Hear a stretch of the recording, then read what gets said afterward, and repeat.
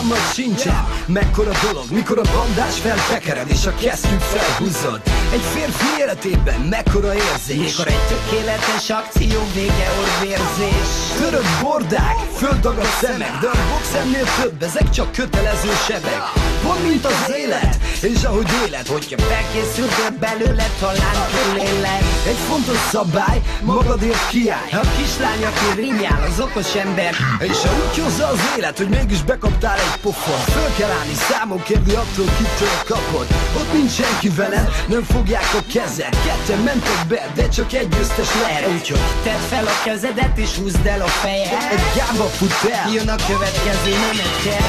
Észre kapsz és elindul a dalkor.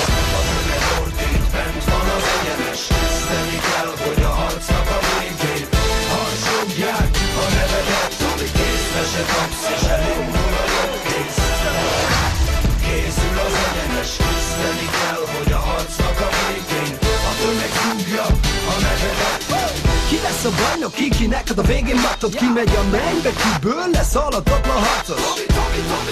Ez a kölyök, ez az itt, ez a szlovák-magyar cápa, ez a véredőlész. Mit mondom, mester, nem ember, aki nem feküdt még le egyszer, aki nem érezte azt, hogy átment rajta egy úthenger, aki tekli a korral, na meg egy balcsapot, nem ütött még ki az arcán, nem hagyott nyomor.